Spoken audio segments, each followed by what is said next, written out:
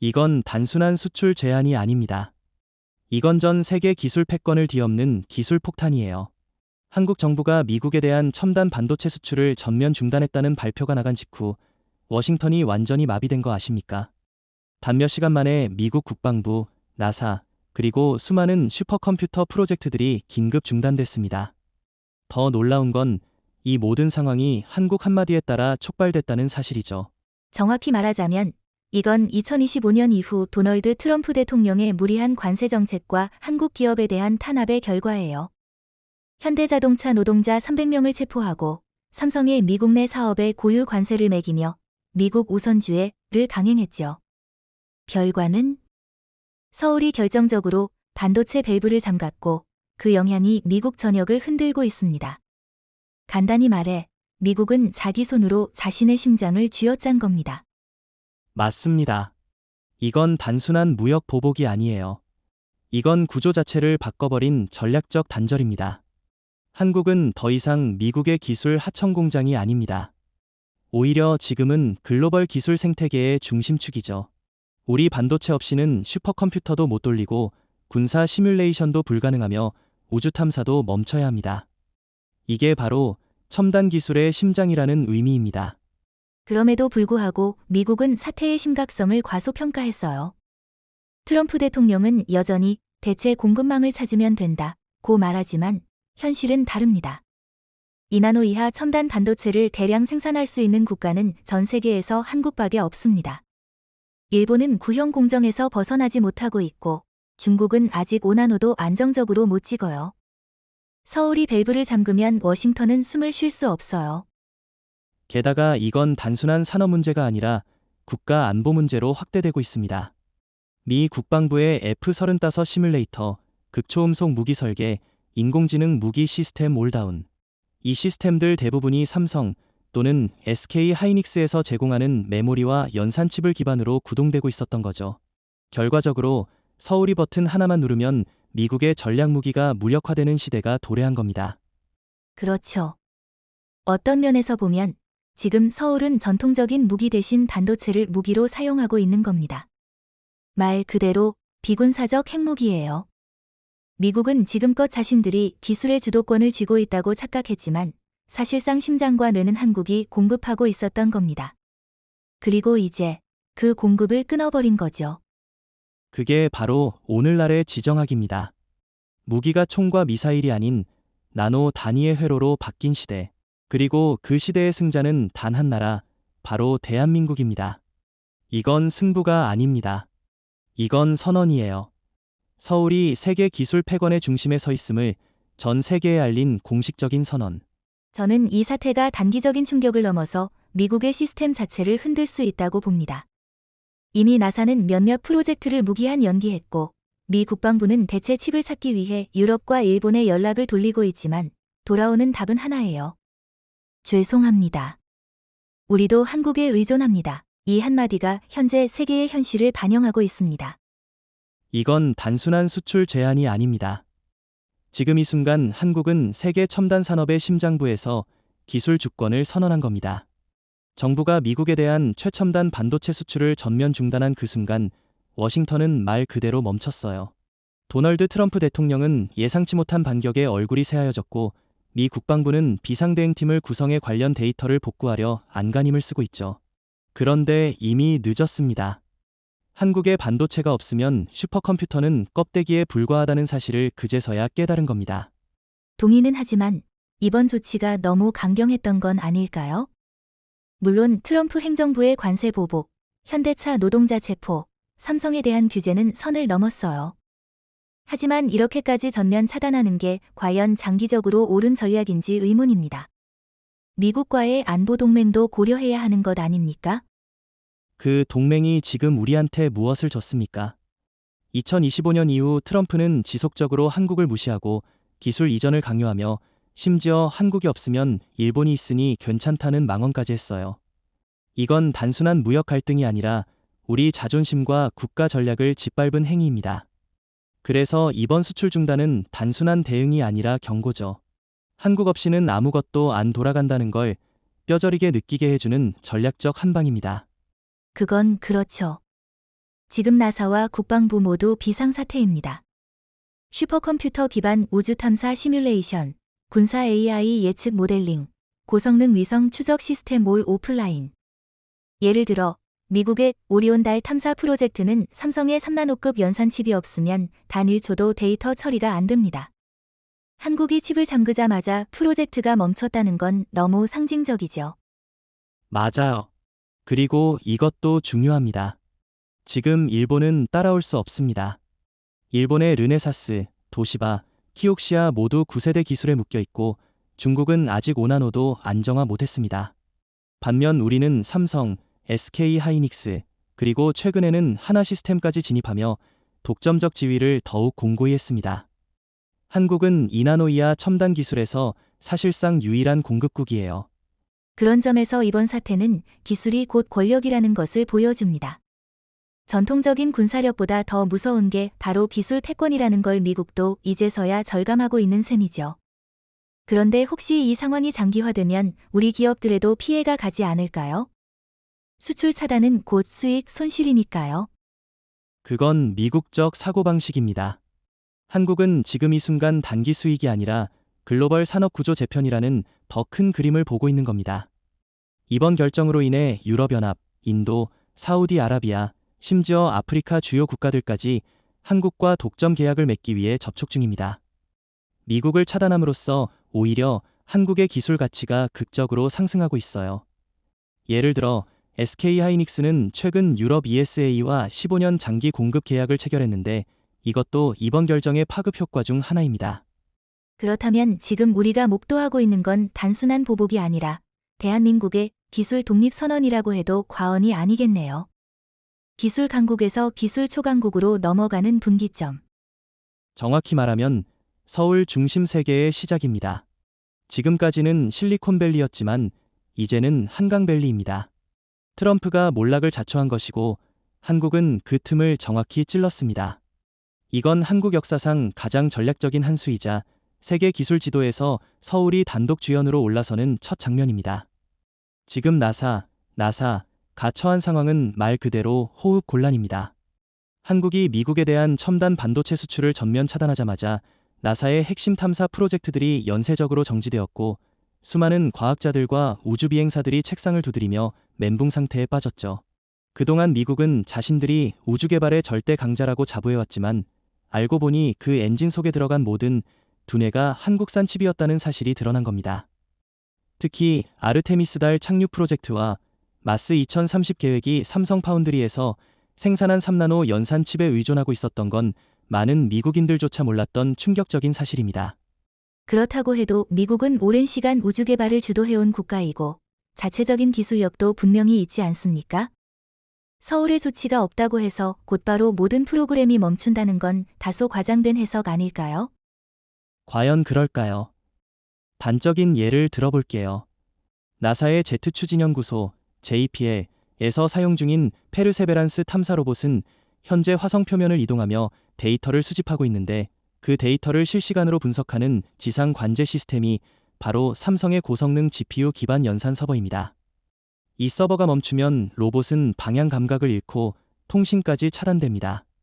실제로 지난주에는 일부 화성 관측 데이터가 48시간 지연된 사건이 있었고 미국 내 과학 커뮤니티에서는 한국이 보내준 마지막 칩이 다 떨어진 것 같다는 불안감이 확산 중입니다. 그 정도까지라면 미국은 지금 당장 대체 공급망 확보에 나서야 할 텐데 왜 그렇게 조용하죠? 대외적으로는 아무 일 없는 듯하지만 내부는 패닉 상태라는 뜻입니까? 그렇습니다.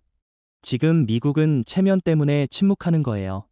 하지만 내부 문건이 하나 유출됐는데 거기엔 한국 반도체 없이는 60% 이상의 우주 프로젝트가 6개월 내 중단된다는 분석이 명시돼 있었어요.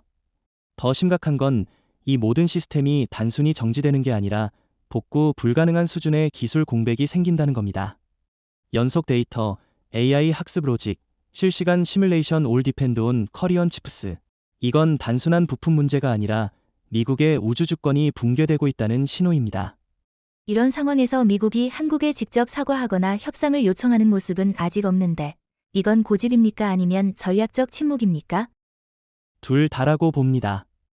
트럼프 대통령은 자존심 때문에 공개 사과는 안 할 겁니다.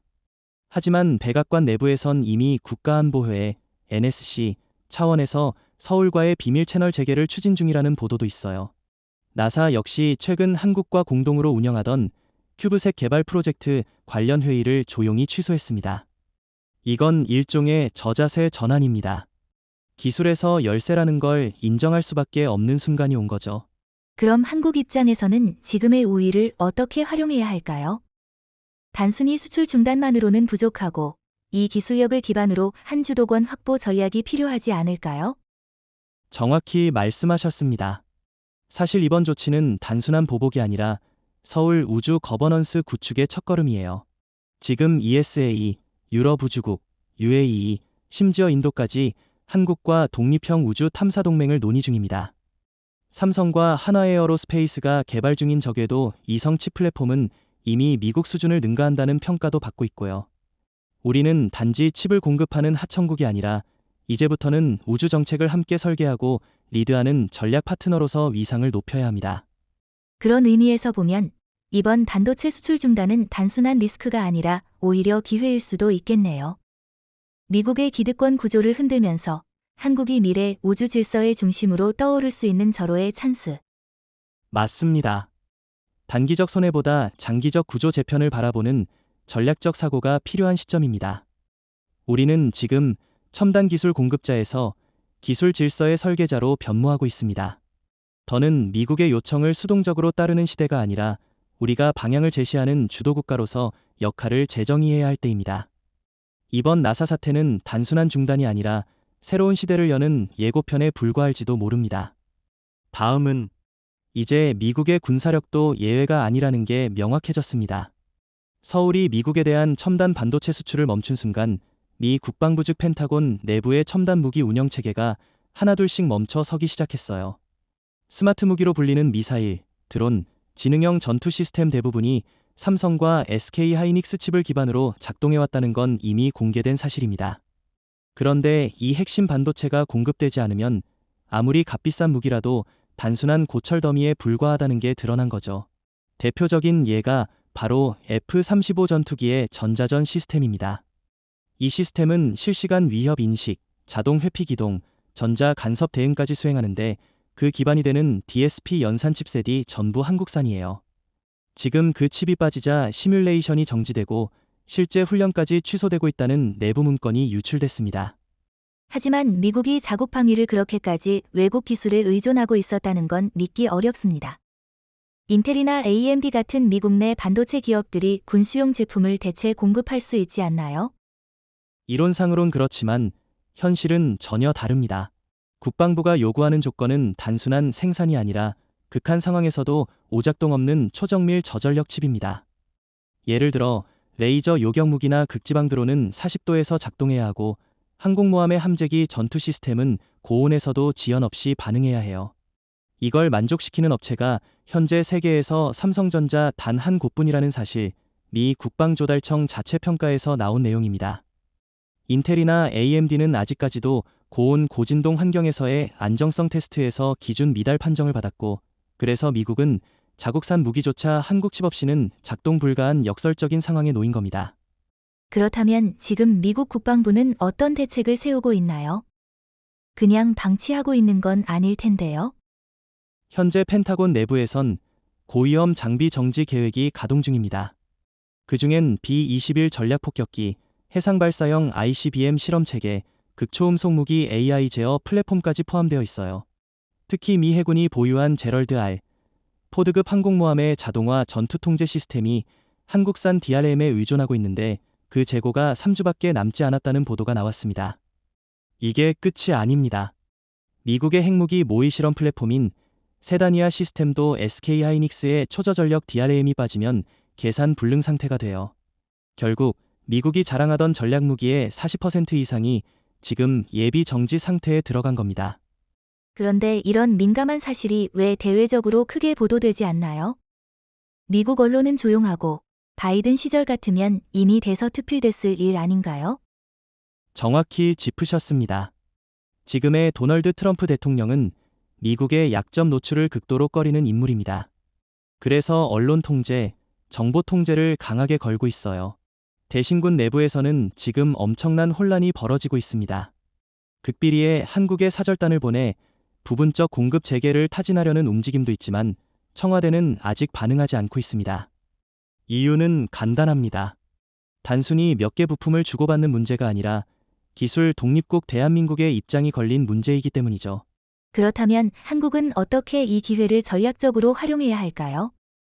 기술 공급을 무기로 외교적 조건을 끌어낼 수 있는 절호의 순간 아닌가요?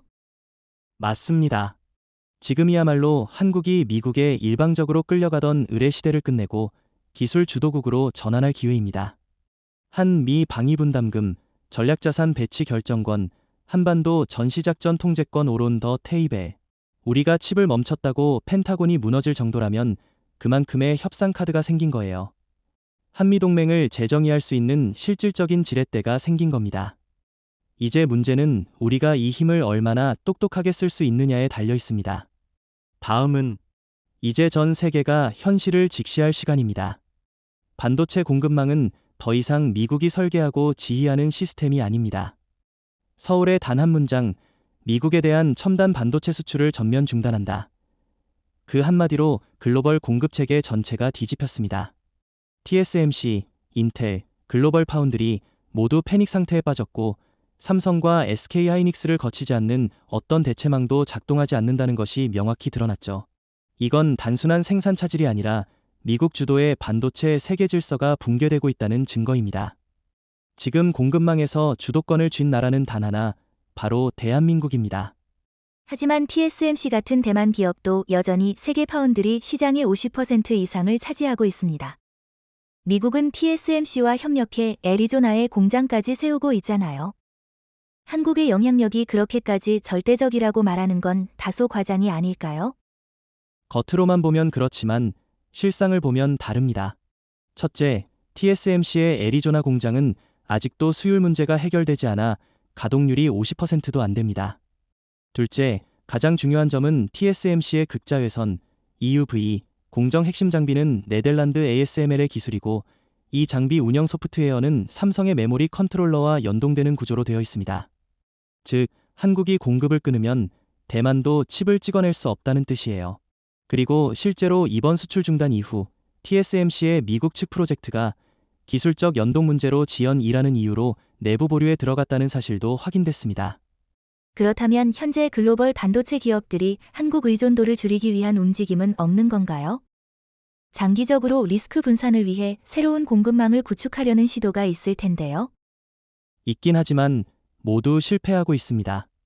예를 들어 인도는 메이크 인 인디어 정책을 통해 자체 반도체 생태계를 만들려 했지만 기술력 부족과 전력 인프라 미비로 수율 30% 미만이라는 참담한 결과를 내놓고 있습니다.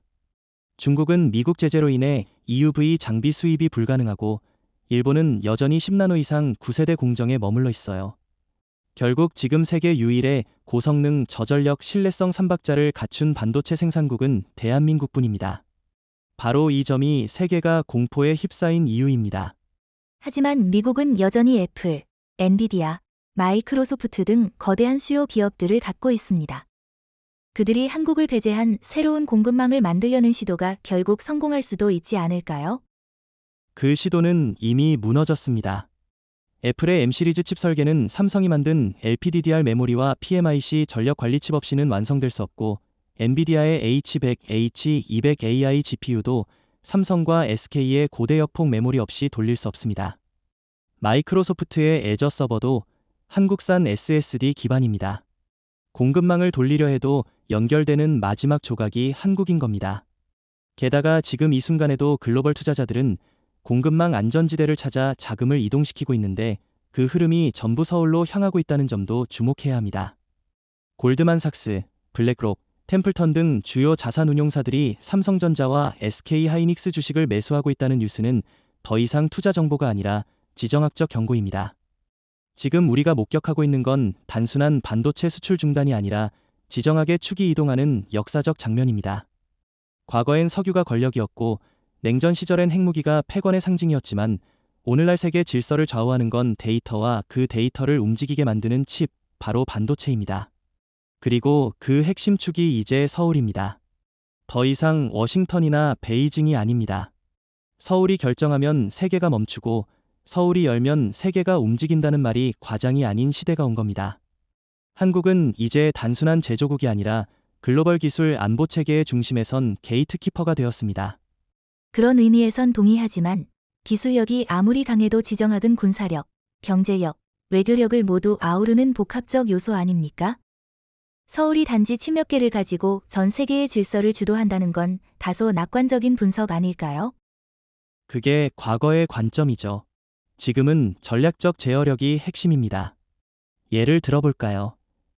유럽연합, EU은 현재 공급망 전략 재편 보고서에서 명시적으로 한국과의 기술 협력이 없으면 NATO의 지휘 통제 시스템 운영이 어렵다고 언급했습니다. 독일과 프랑스는 이미 삼성전자와 장기 공급 계약을 맺었고, 이는 단순한 경제적 계약이 아니라 사실상 기술 동맹입니다. 군사력은 필요할 때 동원되지만 반도체는 실시간으로 작동해야 합니다. 지금 서울은 무기보다 더 무서운 기술 밸브를 쥐고 있는 셈입니다.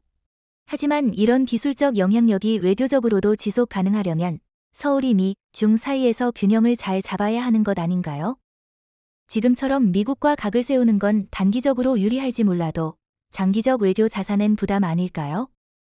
중요한 건 주도권입니다. 과거엔 한국이 미국과 중국 사이에서 끌려다녔다면 지금은 반대입니다. 양쪽 모두 서울의 눈치를 봐야 하는 상황이 된 거예요. 중국은 첨단 장비 수입이 막히면서 삼성의 기술 의존도가 더 커졌고, 미국은 반도체 없이는 AI 전쟁에서 밀리게 생겼습니다. 이미 백악관 내부 보고서에도 대한민국의 정책 방향이 세계 질서를 좌우할 수 있다는 문장이 실려 있다는 점, 이건 상징이 아니라 현실입니다. 그렇다면 현재 서울은 구체적으로 어떤 방식으로 이 게이트키퍼 역할을 하고 있습니까? 단순히 수출 통제를 넘어서 어떤 실질적 변화가 있나요? 우선 외교 구조가 바뀌고 있습니다. 서울은 이제 기술 동맹 중심의 다자외교를 펼치고 있어요. 예를 들어 인도, 프랑스, 사우디와의 3자 반도체 컨소시엄이 추진 중이고, 이스라엘과의 군용 반도체 협력이 구체화 단계에 있습니다. 동시에 기술을 통해 외교적 우위를 확보하는 전략도 진행 중입니다. 최근 폴란드가 자국 군사기지에 한국산 반도체 기반의 디지털 통제 시스템을 설치하면서 NATO의 통신 암호 체계의 변화를 요구했고, 이에 따라 서울이 NATO 회의에서 발언권을 얻는 구조가 만들어졌습니다. 기술이 외교 구조를 바꾼 대표적 사례죠. 그럼 결국 한국은 기존의 무역 의존 구조에서 완전히 탈피해 기술 외교국으로 전환하고 있다는 거군요. 그렇습니다. 이전까지 우리는 제품을 수출하고 협상 테이블에선 조용히 앉아있던 생산자 국가였죠. 하지만 지금은 조건을 제시하고 결정하는 설계자 국가로 변했습니다. 이건 일본이나 중국이 결코 따라올 수 없는 포지션입니다. 일본은 아직도 미국의 승인 없이는 기술 이전을 결정 못하고, 중국은 신뢰성과 국제 제재 문제로 협상의 자리에조차 오르지 못합니다. 반면 한국은 기술력 신뢰도, 공급 안정성을 모두 갖춘 유일한 국가이며, 그 위치는 이제 군사동맹이나 자원 외교보다 훨씬 더 실질적인 전략 자산이 된 것입니다. 다음은 지금 워싱턴 DC는 그야말로 경랑의 중심에 있습니다. 반도체 대란 이후 미국 의회가 분노로 폭발하고 있죠. 공화당과 민주당 할 것 없이 트럼프 대통령을 향한 비난이 거세지고 있습니다. 당신의 대중대한 보복 정책이 미국을 글로벌 공급망에서 고립시켰다. 미국의 기술 리더십이 아니라 한국의 결정에 따라 움직이는 시대가 왔다는 발언이 의사당에서 연이어 터져나오고 있어요.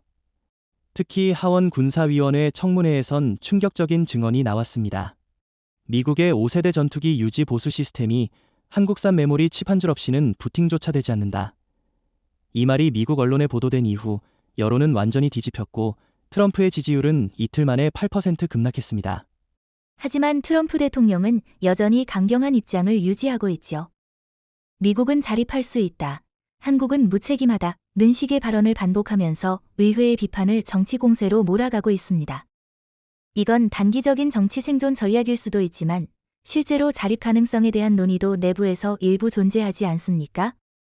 그런 자립론은 현실을 외면한 환상에 불과합니다. 최근 미 국방부가 제출한 비공개 보고서에 따르면 미국의 반도체 완전 자립을 위한 설비 기술 노하우 확보엔 최소 7년 이상, 1조 달러 이상이 필요하다고 명시되어 있습니다. 더 심각한 건 그동안 유지해오던 글로벌 신뢰가 한순간에 무너졌다는 점이에요. 유럽연합, 인도, 브라질 모두 한국과의 공급 계약을 우선시하고 있고 미국은 후순위로 밀려난 상태입니다. 트럼프의 미국 우선주의가 오히려 미국 고립주의를 초래했다는 냉소적 분석이 워싱턴 안팎에서 퍼지고 있어요. 그렇다면 지금 의회는 단순한 정치적 갈등을 넘어서 트럼프의 반도체 정책에 대해 실질적인 제재나 법적 조치를 고려하고 있는 건가요? 이미 움직임이 시작됐습니다. 상원기술산업청목회에서는 초당적 의원들이 대통령의 무역 결정권을 제한해야 한다는 법안을 공동 발의했고 심지어 일부 공화당 중진도 동참했습니다. 또 하나 중요한 흐름은 미국 상무부가 조용히 삼성과 SK 하이닉스의 우호적 접근을 재개하려는 움직임입니다. 정권이 트럼프에게 있어도 기관들은 위기 대응을 위한 생존 본능을 따르고 있다는 뜻입니다. 의회는 지금 트럼프를 압박하면서 동시에 한국과의 외교 채널 복원을 위한 명분을 찾고 있는 겁니다. 하지만 트럼프 대통령은 여전히 강한 미국을 외치고 있고 일부 지지층은 이런 강경 노선을 지지합니다. 이런 지지 기반이 있는 한 그가 쉽게 정책을 바꿀 가능성은 없어 보이는데요. 맞습니다. 그래서 지금 의회가 취하려는 전략은 바로 우회 압박입니다. 대통령을 정면으로 몰아붙이기보다는 외교, 산업, 국방 기관들을 통해 실질적인 정책 전환을 유도하는 방식이죠. 특히 상원은 최근 한국과의 기술 협정을 국방 예산안에 끼워 넣는 방식으로 처리하려 하고 있어요. 트럼프가 거부권을 행사하더라도 의회가 3분의 2 찬성으로 밀어붙일 수 있는 구조를 만드는 중입니다. 즉, 대통령의 의지와 무관하게 한국과의 전략적 협력이 다시 강화될 수 있는 여건을 조성하는 것이죠. 이건 결국 한국의 기술력 하나가 미국 의회의 입법 전략까지 흔들고 있다는 반증입니다. 그렇다면 지금 상황은 미국 내부 시스템이 트럼프의 독단을 견제하며 한국을 다시 중심에 두려는 움직임이 본격화됐다고 볼 수 있겠네요. 정확합니다. 미국이 한국 없이 살 수 없다는 걸 가장 먼저 인정한 곳은 아이러니컬하게도 미국 의회입니다. 서울을 무시하면 안보도, 산업도, 동맹도 유지되지 않는다는 걸 지금 그들은 절절히 깨닫고 있어요. 그래서 트럼프는 이제 정치적으로 왕이 아니라 기술 전장에서 밀려나는 외로운 장수가 되고 있는 겁니다. 다음은 서울의 반도체 수출 중단 발표 이후 가장 먼저 반응한 곳은 정치권도 국방부도 아니었습니다. 바로 월스트리트였습니다. 발표가 나간 당일 뉴욕 증권거래소는 장 시작 30분 만에 나스닥 지수가 8% 급락했고 반도체와 인공지능 관련 주요 종목이 도미노처럼 붕괴했습니다. 엔비디아는 하루 만에 시가총액 1200억 달러가 증발했고 애플은 공급망 혼란 우려라는 단어가 퍼지자마자 9% 이상 하락했습니다. 그 혼란은 금융섹터로도 번져서 모건 스탠리, 골드만삭스조차 대규모 자산 리밸런싱에 들어갔다는 사실이 확인됐습니다. 미국의 상징, 세계 자본의 심장이라 불렸던 월스트리트가 한국의 결정 하나에 이렇게 무너진 건 유례없는 일이죠. 그렇다 하더라도 이건 단기적인 시장 충격일 수 있습니다. 공급망은 결국 회복될 것이고 미국 경제의 펀더멘털이 무너지진 않았잖아요. 자본이 순간적으로 한국으로 몰릴 수는 있어도 장기적으로 서울이 월가를 대체할 수는 없지 않나요? 바로 그 생각이 지금 월가를 위기로 몰고 있는 겁니다. 이번 자금 이동은 단순한 패닉 셀링이 아니라 구조적인 흐름의 시작입니다. 블랙록은 삼성전자와 SK 하이닉스 주식을 추가 매수했고 싱가포르 국부펀드는 서울에 신규 금융법인을 설립 중입니다. 더 놀라운 건 JP모건이 서울 사무소를 아시아 투자본부로 격상시킨다는 보도가 파이낸셜 타임스에 실렸다는 점이죠. 돈은 공기보다 민감합니다. 위험을 감지하면 가장 먼저 반응하고 안전한 곳에 안착하죠. 그리고 지금 자본이 가장 안전하다고 보는 곳이 바로 서울이라는 겁니다. 그런데 한국이 이 정도로 투자자 신뢰를 끌어들이는데 성공한 배경엔 단순히 반도체 수출 중단 하나만으로는 설명이 부족합니다. 그 이면엔 더 근본적인 구조 변화가 있었던 거 아닙니까? 맞습니다. 지금의 변화는 최소 3가지 요소가 동시에 작용한 결과입니다. 첫째는 기술력입니다. 삼성의 2나노 GAA 공정과 SK하이닉스의 5세대 HBM은 현재 세계에서 독점적 지위를 확보하고 있고 AI와 국방기술 모두 이 칩에 의존합니다. 둘째는 정치적 안정성입니다. 미중 갈등 속에서도 중립적이고 일관된 정책을 유지한 한국의 외교 전략은 투자자들에게 매우 강력한 신뢰를 줬습니다. 셋째는 금융시장 개방입니다.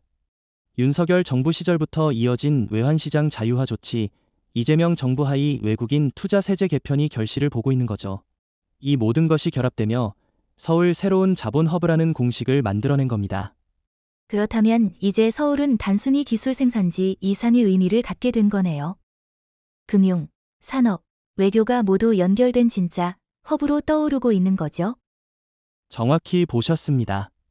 한국은 지금 세계에서 유일하게 기술력, 안정성, 유동성을 동시에 갖춘 국가입니다.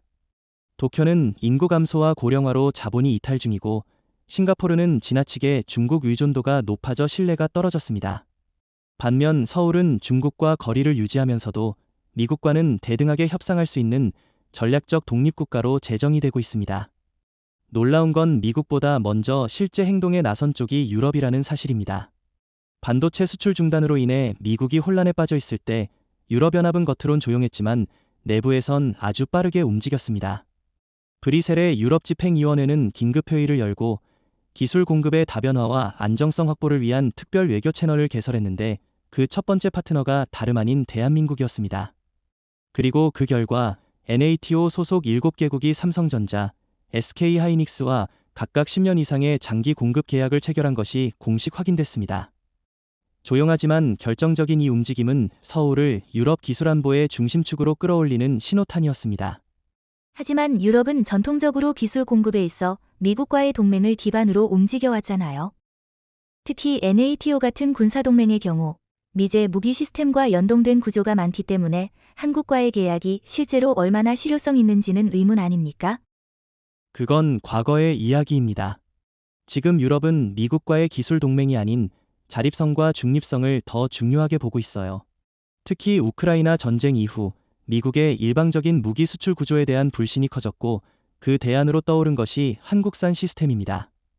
예를 들어 폴란드는 자국 방공망을 하나 디펜스와 삼성 SDS가 공동 설계한 K 디지털 방공 플랫폼으로 교체 중이고 독일은 P8A 해상 초계기 대신 KI와 LIGN-X1이 개발한 무인 해상 정찰기 사업에 관심을 보이고 있습니다. 이런 흐름 속에서 반도체 계약은 단순한 부품 조달이 아니라 전략적 전환을 상징하는 상징물이 된 거예요. 그렇다면 서울은 단순한 기술 공급국을 넘어 유럽과의 관계에서 정책 설계자로서의 위치까지 도약하고 있다고 보시나요? 바로 그 점이 핵심입니다. 지금까지 유럽은 기술이존 문제에서 미국을 중심으로 설계된 틀에 묶여 있었는데 서울은 그 틀을 우회해서 독립적이고 신속하게 대안을 제시했습니다. 이재명 정부는 유럽 내 주요 연구기관들과 공동 기술개발 MOU를 체결하고 NATO 본부에 한국 기술 전문관을 파견하는 방안까지 추진 중입니다.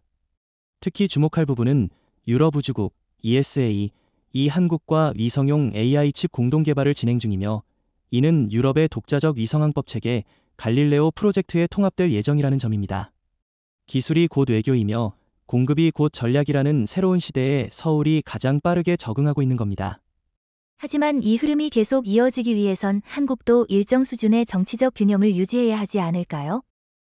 만약 EU가 미국의 압력에 다시 흔들린다면 이 공급망 재편도 단기 이벤트로 끝날 수 있지 않을까요? 최근 도쿄 외무성 내부에서 일본의 기술 패권이 한국에게 완전히 넘어갔다는 보고서가 비공식적으로 회람되었다는 사실이 언론을 통해 알려졌습니다. 불과 몇 년 전만 해도 반도체 소재, 정밀 장비, 센서 분야에서 일본은 아시아의 기술 맹주로 불렸습니다. 하지만 지금은 상황이 완전히 달라졌습니다.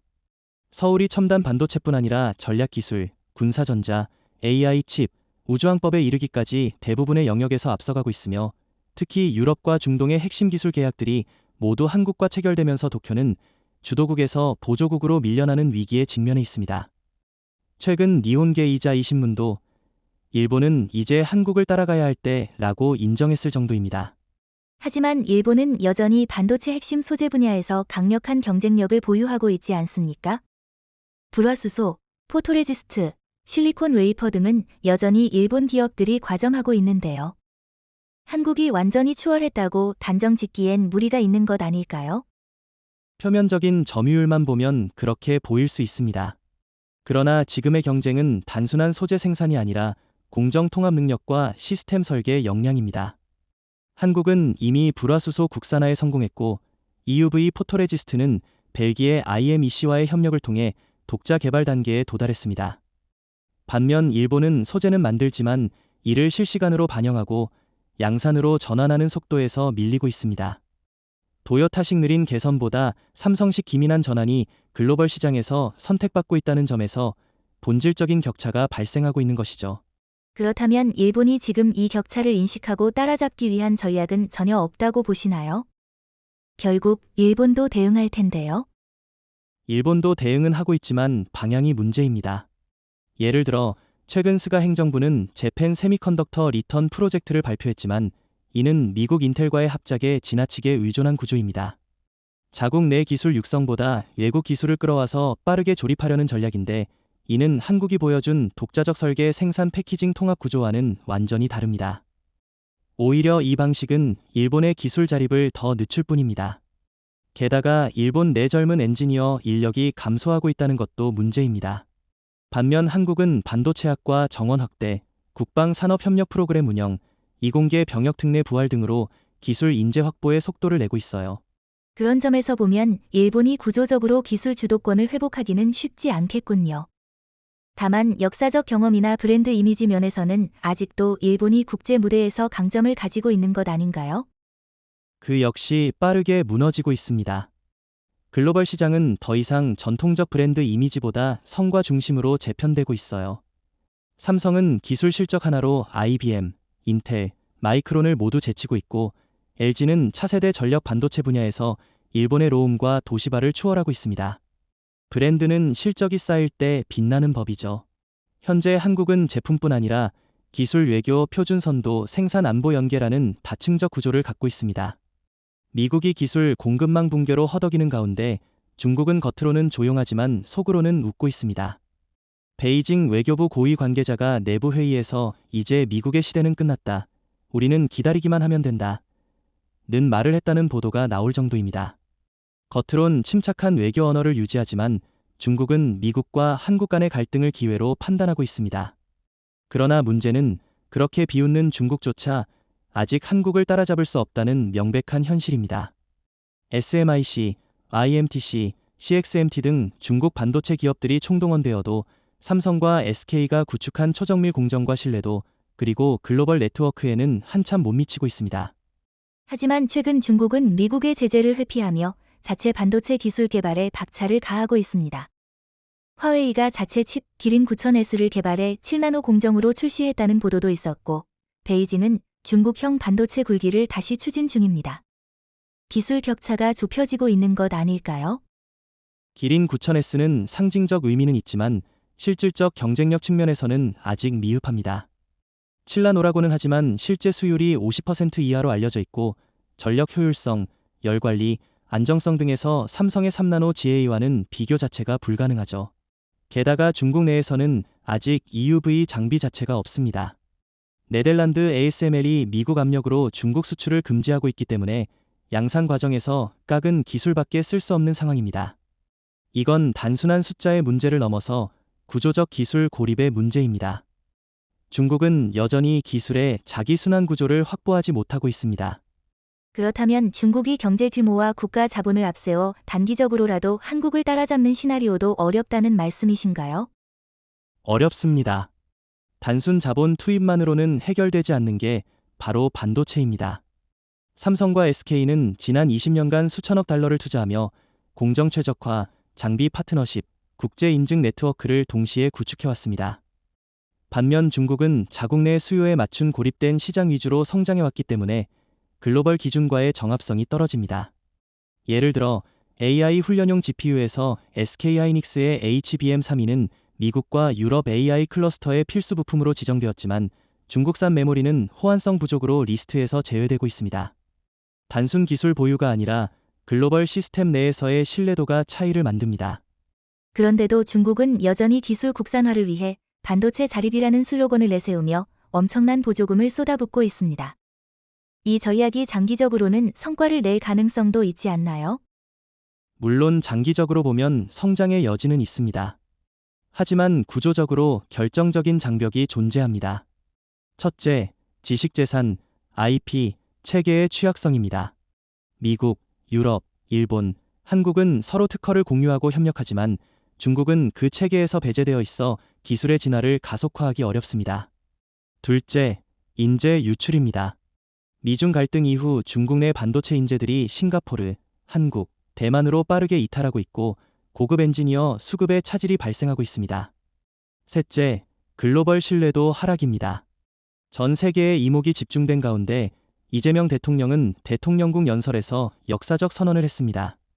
한국 없이는 첨단 기술의 미래도 없다. 단순한 정치적 수사가 아니었습니다. 이날 연설은 영어, 중국어, 일본어, 스페인어로 동시 통역되며 CNN, BBC, NHK, CCTV 등 전 세계 70여 개 주요 방송에 생중계되었고 블룸버그는 이 발언을 디지털 시대의 트루먼 독트린이라 표현했죠. 내용은 명확했습니다. 한국은 반도체, AI 칩, 차세대 배터리, 양자통신, 우주항법, 국방기술 등 모든 전략기술 분야에서 세계 공급망의 핵심축이 되었으며 단순 공급자가 아닌 질서를 설계하는 주체로서 자리매김했다는 선언이었습니다. 하지만 이런 선언이 현실적 국제정치에서 얼마나 실질적인 영향력을 가질지는 의문입니다. 기술력은 인정받더라도 외교적 주도권까지 장악하려는 시도는 미국이나 중국, EU 같은 기존 강대국들에게 부담으로 받아들여지지 않을까요? 그 반응이 바로 서울이 원하는 효과입니다. 강대국이 불편해할수록 그만큼 한국의 전략 가치는 높아졌다는 방증이니까요. 이재명 대통령은 단순히 과시하려는 게 아닙니다. 오히려 지금 세계가 혼돈의 중심으로 들어가는 상황에서 서울이 안정의 축을 제안하고 있는 겁니다. 연설 중 서울은 기술을 통제하지 않는다. 다만 기술이 투명하게 작동할 수 있는 기준을 제시할 뿐이다. 라는 문장은 미국과 중국 모두를 향한 메시지였어요. 즉, 패권은 원하지 않지만 질서 설계엔 참여하겠다는 원칙 선언이었죠. 그렇다면 이재명 정부는 구체적으로 어떤 방식으로 질서 설계에 참여하겠다는 것입니까? 선언만으로는 부족할 수 있는데요. 실제로는 이미 움직이고 있습니다. 첫째, 국가기술협약 포맷을 주도하고 있습니다. 기존의 미국 중심 NDA, 비밀유지 계약, 체계 대신 공동기술 공유 상호검증 윤리평가가 포함된 K-TEC 팩트 모델을 제시했고 독일, 프랑스, 인도, UAE 등 15개국이 이에 동의했습니다. 둘째, 기술 공급을 외교와 안보의 핵심 도구로 재정의하고 있습니다. 예를 들어 한국이 공급하는 차세대 AI 칩은 NATO, ESA, ASEAN 공동 방어망의 필수 구성 요소로 지정되었고 이 공급 여부에 따라 해당 국가들의 전략 운용 속도까지 영향을 받습니다. 셋째, 기술 인재 교류를 통해 글로벌 인정 네트워크를 구축 중입니다. 한국 정부는 각국 대학과 공동 커리큘럼을 만들고 삼성미래 기술교육원 등을 통해 글로벌 공학 인재를 조기 확보하는 구조를 완성해가고 있습니다. 하지만 이런 움직임이 너무 빠르면 오히려 다른 국가들의 견제나 불신을 유발할 수도 있지 않을까요? 서울이 독점적으로 질서를 만들겠다는 인상을 줄 경우 역효과도 우려됩니다. 지금 미국 항공우주국 나사는 공식적인 단어를 사용하고 있지만 본질은 분명합니다.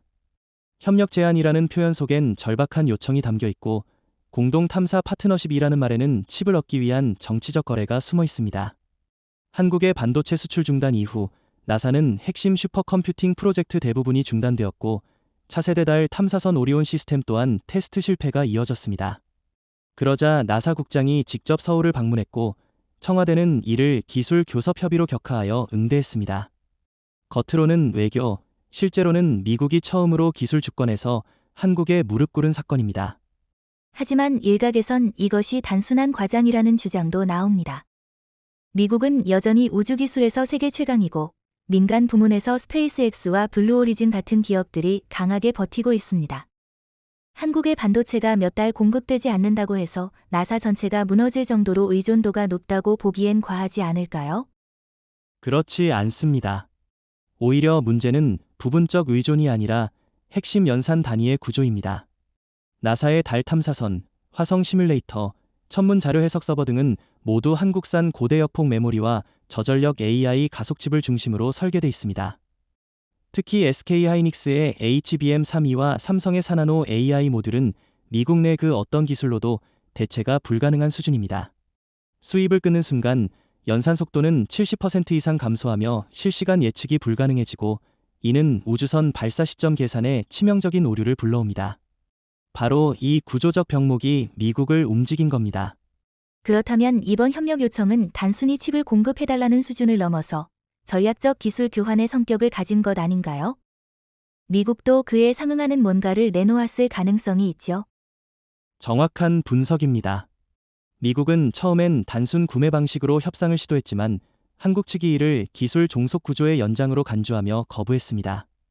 그 결과 나사는 갈릴레오 대체 GPS 기술 일부 공개, 우주항법 관련 알고리즘 공동 연구권 부여, 2027년 화성 샘플 귀환 임무에 한국 독립 참여 허용이라는 조건을 제시했습니다. 이건 단순한 협력이 아니라 미국이 독점하던 우주 정보와 항법 데이터를 서울에 양도한 것이며, 실질적으로 한국의 우주외교를 지1급으로 격상시킨 전환점입니다. 하지만 미국 내부에선 이런 결정을 두고 정치적 반발이 없을 수 없을 것 같습니다. 특히 트럼프 대통령은 자국 기술 이전에 매우 민감한 인물인데 이를 승인했을까요? 바로 그 점이 이번 사태의 핵심 정치적 아이러니입니다. 트럼프는 공식 브리핑에서 한국과의 기술 협력은 동맹 강화의 일환이라는 말을 했지만, 실제론 의회의 동의를 피해가기 위해 나사와 국방부 내 예산 조정 권한을 활용한 것으로 보입니다. 쉽게 말해 법적 승인 없이 예산 재편으로 돌려서 기술 이전을 추진한 겁니다. 이는 의회를 통과하기 어려운 사안을 집행부가 우회 처리한 대표 사례로 미국 정치권에서도 큰 논쟁을 불러일으키고 있습니다. 그러나 트럼프가 그럼에도 이 조치를 강행한 이유는 단 하나, 서울이 아니면 미국의 우주 탐사는 불가능하다는 현실적 계산 때문입니다. 그렇다면 이 사건은 단순한 반도체 수출 문제를 넘어 한국이 우주 전략의 핵심 파트너로 떠오른 최초의 사례라고 할 수 있겠네요. 맞습니다.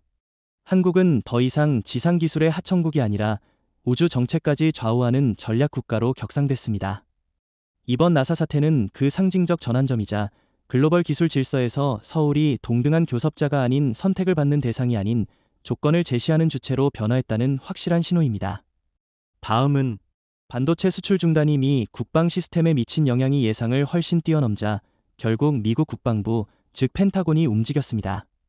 공식 브리핑도 없이 워싱턴에서 서울로 비공식 사절단이 파견되었고, 그들은 청와대 국가안보실, 국방부, 삼성전자 본사까지 연쇄적으로 접촉했습니다. 가장 충격적인 건 미국 측이 협상 조건으로 먼저 모든 기술 제재 해제와 군수 전용 AI 칩 개발 독점 계약을 요청했다는 점입니다. 과거엔 한국이 미국의 승인을 구하던 입장이었지만 지금은 정반대입니다. 미국이 기술 생존을 위해 서울에 고개를 숙인 겁니다. 그렇다 해도 미국은 여전히 세계 최대의 국방 예산을 운용하는 초강대국입니다. 기술 한두 가지 때문에 협력 구조를 바꾸고 독점 계약까지 요청한다는 게 과연 현실적인가요? 펜타곤의 현실은 더 심각합니다. 현재 미국 국방부 산하 23개 전략무기 프로그램 중 16개가 한국산 고속 메모리 또는 AI 가속 기반 칩에 의존하고 있습니다. 예를 들어 극초음속 미사일 다크이글, F-35 전투기의 실시간 전자전 시스템, 신형 전자폭탄 EMPX는 모두 삼성과 SK하이닉스 칩 기반의 실시간 연산 구조 위에 설계되어 있죠. 한국이 수출을 중단하자 이들 프로그램이 줄줄이 전면 정지 상태로 들어갔고, 국방장관은 이례적으로 동맹국 기술의 중요성을 재인식해야 한다는 성명을 냈습니다. 이건 기술이 아니라 전쟁 수행 능력 전체가 멈춰섰다는 경고입니다. 그렇다면 이번 협상에서 미국이 한국에게 단순히 칩을 사겠다는 게 아니라 구조 자체를 다시 짜자는 요청을 한 건가요? 맞습니다. 미국은 이번에 단순 수입이 아닌 독점 기술 파트너십이라는 포맷을 제시했습니다. 즉, 한국이 미 국방부 전용으로 별도 칩라인을 운용하고 해당 칩은 타국 수출을 제한하며 설계부터 인증까지 미군 기준에 맞춰 공동 개발하자는 것입니다. 한국으로선 리스크도 있지만 글로벌 기술 리더십을 공식적으로 인정받는 계기가 될 수 있기에 상당히 매력적인 조건입니다. 더욱이 이 제안에는 한국에 대한 모든 군사기술 제재 즉시 해제, 미국 내 반도체 관련 소송 전면 취하, 백악관 직속 기술공동위원회 신설까지 포함되어 있어 사실상 워싱턴이 기술 주도권을 넘기겠다는 수준의 양보로 해석됩니다. 하지만 이러한 양보는 미국 내부에서 정치적 반발을 불러일으킬 수밖에 없을 겁니다. 트럼프 대통령이 이런 조건을 승인한 이유는 무엇인가요? 핵심은 위기 관리입니다. 트럼프 대통령은 선거를 앞두고 강한 미국을 외치고 있지만 실제론 기술 기반이 무너지면 안보도, 산업도, 정치도 무너진다는 걸 너무 잘 알고 있습니다. 내부 회의록에 따르면 트럼프는 전략적 퇴각을 택하더라도 시스템을 다시 돌리는 게 우선이라며 이번 제안을 수용한 것으로 나타났습니다. 사실상 기술 패권 경쟁에서 일시적으로 한국에게 무릎을 꿇는 대신 체면을 살릴 수 있는 최소한의 구조를 만들려는 선택이죠. 그렇다면 한국은 이번 제안을 받아들이는 것이 장기적으로 유리하다고 보시나요? 아니면 자칫 미국에 다시 기술 종속의 빌미를 줄 수 있는 위험이 될 수도 있지 않나요? 그 판단은 철저히 조건에 따라 달려 있습니다. 이재명 정부는 단순히 계약 이익을 쫓지 않고 기술 자율성, 시장 개방, 정책 공조 등 세부 조건에 따라 협상의 진정성을 따질 방침입니다. 또한 서울은 이제 워싱턴의 기술 하청 파트너가 아니라 동등한 기술 전략국입니다. 한국은 선택을 받는 국가가 아니라 선택을 요구하는 국가로 진화했습니다. 이번 협상은 단순히 미국의 굴복이 아니라 서울이 기술안보의 주도권을 공식 선언하는 기회라는 점에서 중요합니다. 다음은 2020년대 후반, 우리는 완전히 새로운 시대를 맞이하고 있습니다. 과거엔 석유와 달러가 세계를 움직였지만 지금은 칩과 알고리즘, 이성 데이터, 군사 연산 능력이 그 자리를 대체했습니다. 그리고 이 모든 핵심 기술의 중심에 대한민국이 있습니다. 삼성의 AI 전용 칩 퓨전 A3, SK하이닉스의 초저전력 HBM4, 하나시스템이 주도한 저궤도 위성 연산 플랫폼, 그리고 LI진엑스원이 공급하는 군사용 엣지 프로세서 올 코리아. 현재 AI 데이터 센터, 우주항법 시스템, 국방 네트워크의 60% 이상이 한국 기술 기반 위에서 돌아가고 있고 미국조차 이를 부정하지 못합니다. 세계 공급망이 더 이상 미국 제조 중국 조립이 아닌 한국 설계, 한국 생산으로 전환되고 있다는 뜻입니다. 하지만 전 세계적으로 공급망은 다변화되는 방향으로 가고 있지 않나요? 유럽은 자체 AI 반도체 생산을 추진하고 있고 인도나 브라질도 자체 위성 시스템 구축에 나서고 있습니다. 한국이 이렇게 모든 핵심을 장악하고 있다는 분석은 다소 편향된 시선 아닌가요? 다변화는 가능성이고 장악은 현실입니다. 유럽의 AI 칩 계획은 대부분 설계 단계에 머물러 있고 생산은 TSMC나 삼성에 의존하고 있으며 에너지 소모와 발열 제어 문제도 해결되지 않았습니다. 인도의 위성항법 시스템 이언스는 미국과의 기술 협정 문제로 글로벌 통합에 실패했고 브라질은 여전히 프랑스 기술에 의존하고 있습니다.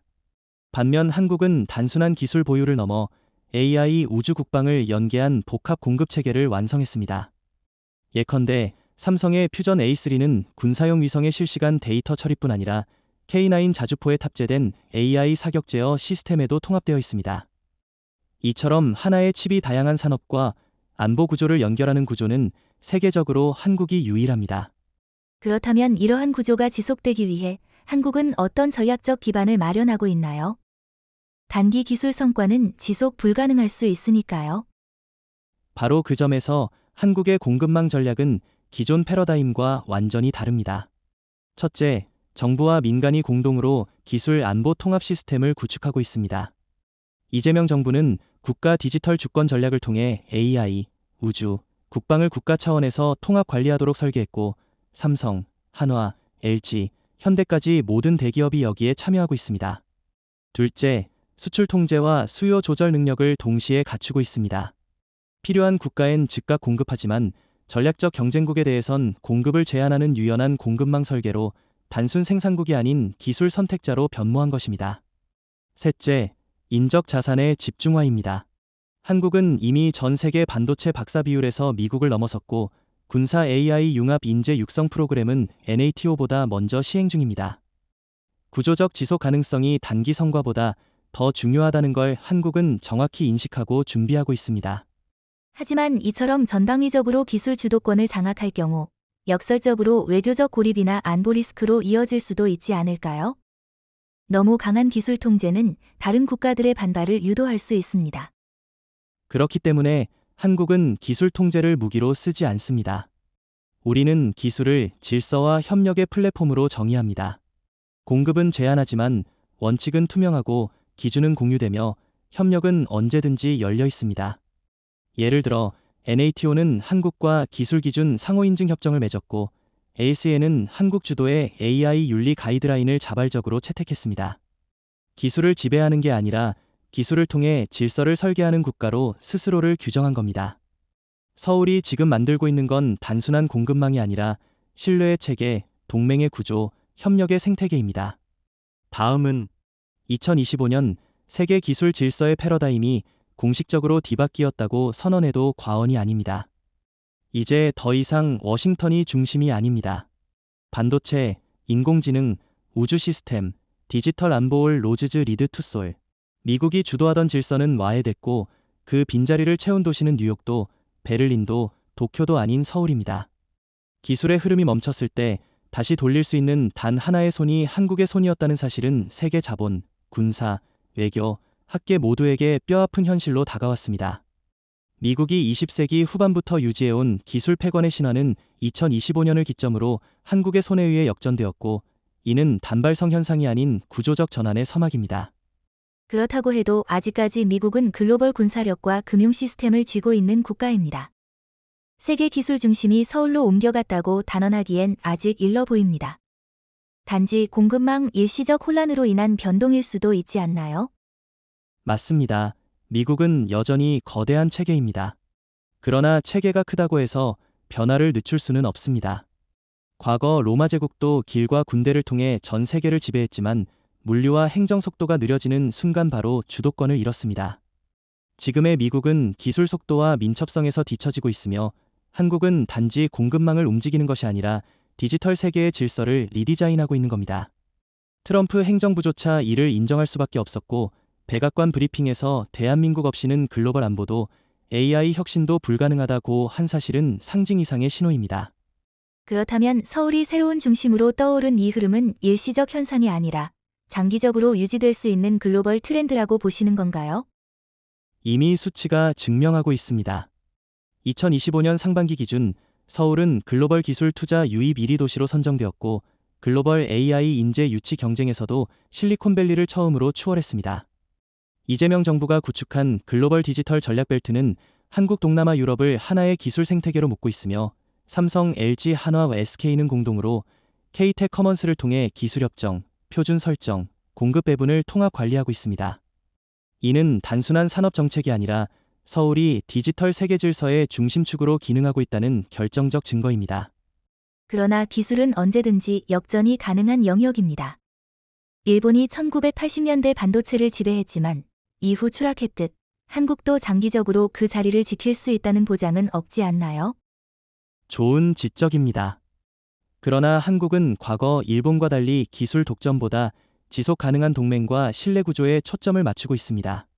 지금의 서울은 폐쇄된 기술 국가가 아니라 유럽, 인도, 아세안, 중동과 연계된 열린 플랫폼입니다. 일본은 기술은 있었지만 협력의 정치가 부족했기에 고립되었고 중국은 생산을 했지만 신뢰를 얻지 못해 확장되지 않았습니다. 반면 서울은 기술, 신뢰, 연계성을 동시에 확보했기에 한 국가의 성취가 아닌 글로벌 기술 커뮤니티의 중심지로 기능할 수 있는 겁니다. 기술은 단독 승자가 아닌 신뢰받는 설계자가 이끌게 되어 있고 지금 그 자리에 있는 도시는 서울입니다. 결국 오늘 우리가 보고 있는 이 구조는 한국의 경제적 성공을 넘어서 세계 질서를 재정의하는 정치, 철학적 전환이기도 하다는 말씀이시군요. 정확합니다. 서울은 지금 단순한 공급자의 위치를 넘어서 기술 질서, 안보 연합, 데이터 윤리, 인재 분포 인원 시스템을 설계 중입니다.